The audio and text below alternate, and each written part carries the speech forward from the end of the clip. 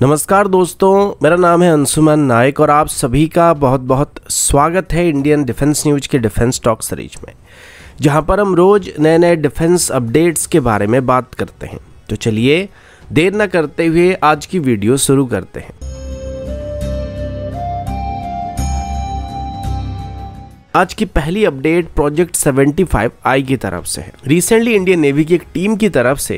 अपनी Germany visit के दौरान TKMS की टाइप 214 क्लास की सबमरीन को एवेल्युएट किया गया था और इसके तुरंत बाद ही स्पेन जाकर उनकी S80+ क्लास की सबमरीन को एवेल्युएट किया गया था।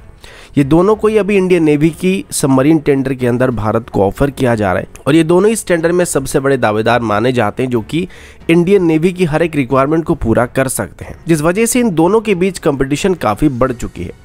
अब कहा जाए तो ये दोनों एक दूसरे के साथ एकदम नेक टू नेक चल रहे हैं, जिस वजह से इंडियन नेवी को इनमें से किसी एक को सिलेक्ट करने में थोड़े परेशानी का सामना करना पड़ सकता है। इस वजह से TKMS और नवंतिया दोनों ही अपने अपने तरफ से इंडियन नेवी को बेहतर से बेहतर ऑफर देने की कोशिश कर रहे हैं। अब इसमें इंडियन नेवी की तरफ से कंडीशन रखा गया था कि इस टेंडर में जिस भी सबमरीन को एक्वायर किया जाएगा, सिलेक्ट किया जाएगा, उसको मेक इन इंडिया स्कीम के अंदर TOT के साथ भारत में मैन्युफैक्चर किया जाएगा और भारत में बनाए जाने वाले पहले सबमरीन में मिनिमम 45% तक इंडिजिनस सिस्टम का इस्तेमाल किया जाएगा। लेकिन अभी इस टेंडर में अपनी पकड़ को मजबूत करने के लिए TKMS, जो कि मजगांव डॉक लिमिटेड के साथ टाई अप कर चुकी है, उनकी तरफ से अभी अपनी पहली सबमरीन में ही 60% इंडिजिनस कंटेंट को ऑफर करने का दावा किया जा रहा है। और ये स्टेटमेंट आने के बाद अभी नवंतिया, जो कि L&T शिपयार्ड के साथ टाई अप करके अपनी S80 सबमरीन को भारत को ऑफर कर रही है, वो भी अभी अपनी सबमरीन के साथ 60% इंडिजिनस सिस्टम को ऑफर करने का वादा कर रहे हैं,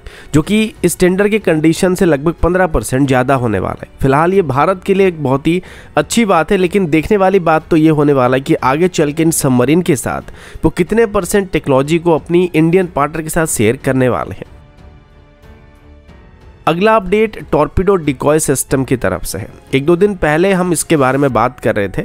कि अभी Israeli origin Torbuster torpedo decoy system को भारत डायनामिक लिमिटेड की तरफ से TOT के साथ भारत में मैन्युफैक्चर करने का प्लान किया जा रहा है। इसको लेकर रफाल एडवांस सिस्टम और भारत डायनामिक लिमिटेड के बीच एक एग्रीमेंट को साइन किया गया है और इसके चलते अब इन सिस्टम को BDL की तरफ से भारत में मैन्युफैक्चर किया जाएगा। लेकिन इस दौरान मैंने आप सभी को बताया था कि अभी भारत के पास भी अपनी खुद की एक टॉर्पीडो डिकॉय सिस्टम या डिफेंस सिस्टम मौजूद है, जिसको मारिज टॉर्पीडो डिकॉय सिस्टम कहा जाता है और ये एक एडवांस टॉर्पीडो डिकॉय सिस्टम है जिसको हाल ही में डेवलप किया गया है। और ये सिस्टम भी Israeli origin Torbuster torpedo decoy system की तरह दुश्मन की तरफ से फायर किए गए टॉर्पीडो को चकमा दे सकता है और हमारी वॉरशिप्स को सुरक्षित रख सकता है। अभी हमारे जितने भी फ्रंटलाइन वॉरशिप्स हैं, उन सभी में इन सिस्टम को इस्तेमाल किया जा रहा है और जिसमें इन सिस्टम को इंटीग्रेट नहीं किया गया, उसमें धीरे धीरे करके इन सिस्टम को इक्विप किया जा रहा है। इन सिस्टम को हमारी naval science and technological lab और naval science and oceanographic lab की तरफ से जॉइंटली डेवलप किया गया था और अभी इनको भारत इलेक्ट्रॉनिक्स लिमिटेड और केट्रॉल यानी कि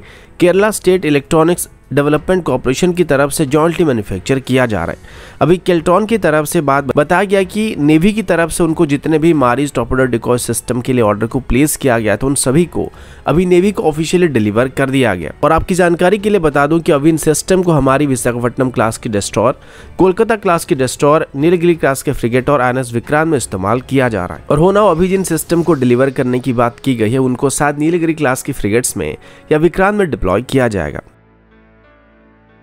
अगला अपडेट एयरक्राफ्ट कैरियर को लेके है। अब इंडियन नेवी हमेशा से ही 3 ऑपरेशनल एयरक्राफ्ट कैरियर को ऑपरेट करना चाहती है, जिसमें से ईस्ट और वेस्टर्न फ्रंट में हम 2 एयरक्राफ्ट कैरियर को लगातार ऑपरेट करेंगे और 1 कैरियर को रिजर्व में रखेंगे। और इसी वजह से INS विक्रांत के बाद INS विशाल को बनाने का प्लान किया गया था, जो कि हमारा पहला सुपर कैरियर बनने वाला था। इस बीच प्लान में कुछ बदलाव किया गया था और INS विशाल से पहले एक और विक्रांत क्लास की कैरियर को अपनी सर्विस में शामिल करने का फैसला किया गया है,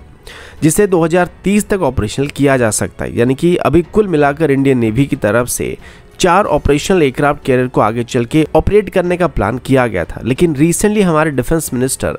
राजनाथ सिंह जी ने अपने स्टेटमेंट के दौरान ये बताया था कि अभी भारत 3 या 4 एयरक्राफ्ट कैरियर नहीं, बल्कि आगे चल के भारत अपनी नेवी में 5 से 6 ऑपरेशनल कैरियर को ऑपरेट करने वाला है। यानी कि INS विशाल के बाद भी हम एडिशनल कैरियर को बनाने की कोशिश करने वाले हैं।